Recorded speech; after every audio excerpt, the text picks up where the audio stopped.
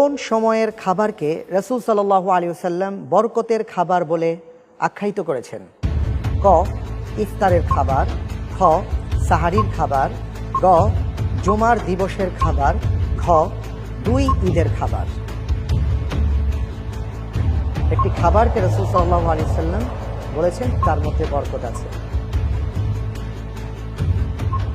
এর আগের প্রশ্নটি ভুল হয়েছিল, সুতরাং খুব চিন্তা ভাবনা করে উত্তরটি আপনার দিতে হবে 45 সেকেন্ডের মধ্যে। যদিও দেখতে পাচ্ছি ধীরে ধীরে সময় শেষ হয়ে যাচ্ছে।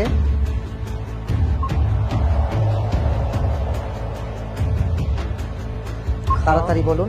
সাহারির খাবার। সাহারির খাবার লক করে দিচ্ছি। সাহারির খাবার।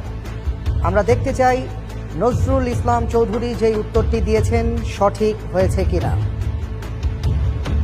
আপনার উত্তরটি সঠিক হয়েছে। কোন ব্যক্তি সর্বপ্রথম সুয়েজ খাল খননের নির্দেশ প্রদান করেন?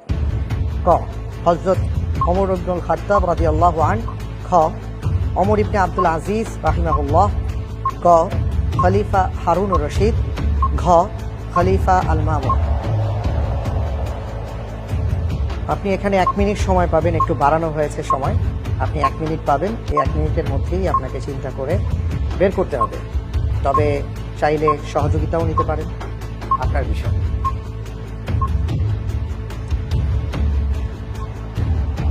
খ, হযরত উমর রাদিয়াল্লাহু তাআলা আনহু।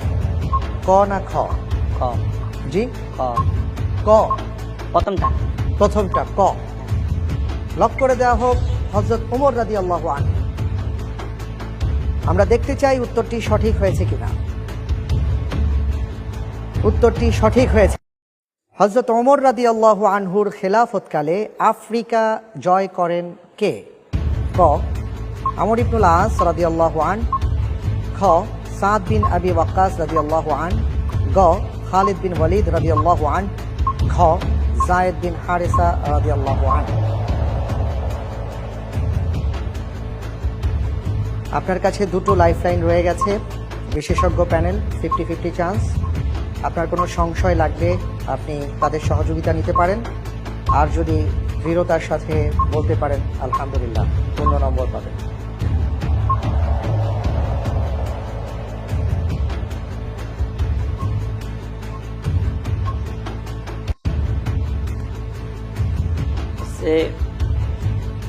খ, আমর ইবনুল আস রাদিয়াল্লাহু তাআলা আনহু।